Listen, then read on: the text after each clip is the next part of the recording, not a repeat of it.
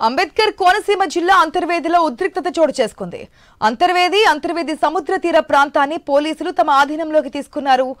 NGT ఆదేశాలతో తీర ప్రాంత గ్రామాల్లో అక్రమ చెరువులను అధికారులు తొలగించేందుకు యత్నించారు.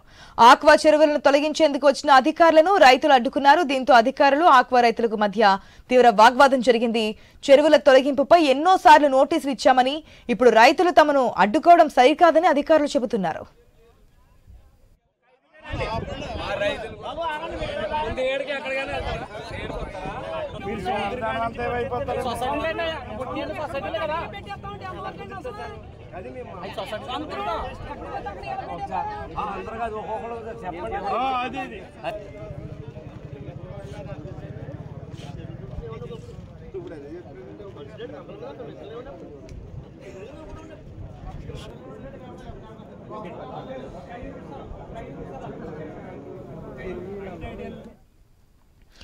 అంబేద్కర్ కోనసీమ జిల్లా అంతర్వేదిలో ఉద్రిక్తత చోటు చేసుకుంది. అంతర్వేది సముద్ర తీర ప్రాంతాన్ని పోలీసులు తమ ఆధీనంలోకి తీసుకున్నారు. ఎప్పటి నుంచి వరకు చెప్తున్నా ఇప్పుడు అడ్డుకోవడం కరెక్ట్ కాదంటూ కూడా పోలీసులు చెప్తున్నటువంటి సిచ్యువేషన్. పూర్తి అప్డేట్స్ తెలుసుకుందాం మా ప్రతినిధి గణేష్ ద్వారా. గణేష్,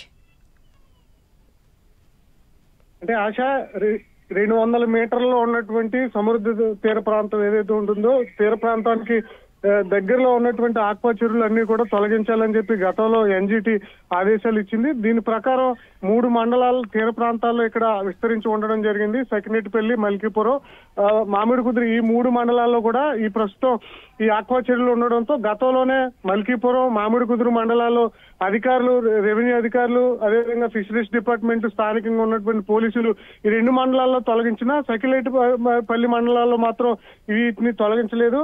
అయితే ఇవాళ తొలగించేందుకు అధికారులంతా కూడా ఇక్కడికి చేరుకోవడంతో అంతర్వేది ప్రాంతంలో అయితే ప్రస్తుతం ఉద్రిక్త పరిస్థితులు నెలకొనడం జరిగింది. ఇక్కడ ఉన్నటువంటి ఆక్వా చెరువులను తొలగించేది లేదంటూ కూడా రైతులు అడ్డం తిరిగి అధికారులతో వాగ్వాదానికి దిగడం జరిగింది. ఎందుకంటే అవి తమ భూములుగా రైతులు చెప్తూ ఉన్నారు. సముద్ర తీర ప్రాంతం సముద్రం ముందుకు రావడంతో తమ భూములే ఇక్కడ ఉన్నటివి తీర ప్రాంతం మొత్తం కూడా సముద్రం నీటిలో మునిగిపోవడం జరిగింది అనేది రైతులు చెప్తూ ఉన్నారు. ఇదే క్రమంలో అధికారులతో ప్రస్తుతం చర్చలు జరుగుతూ ఉన్నాయి.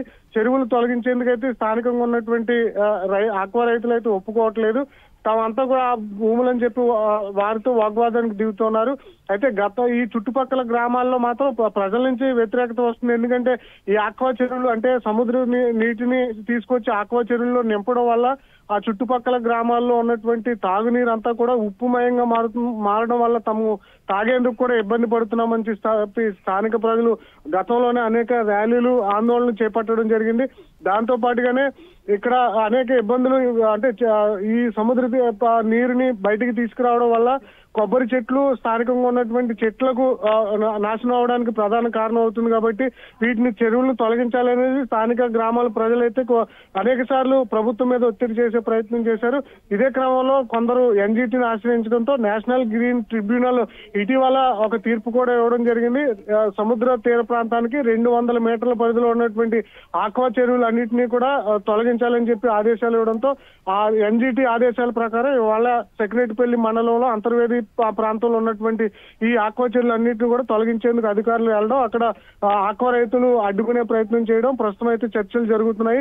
ఖచ్చితంగా అధికారులు అయితే వీటిని తొలగించేటువంటి అవకాశం కనిపిస్తుంది. ఎందుకంటే పక్కన ఉన్న మండలాల్లో 2 మండలాల్లో వివాదం ఉన్నప్పటికీ కూడా తొలగించారు.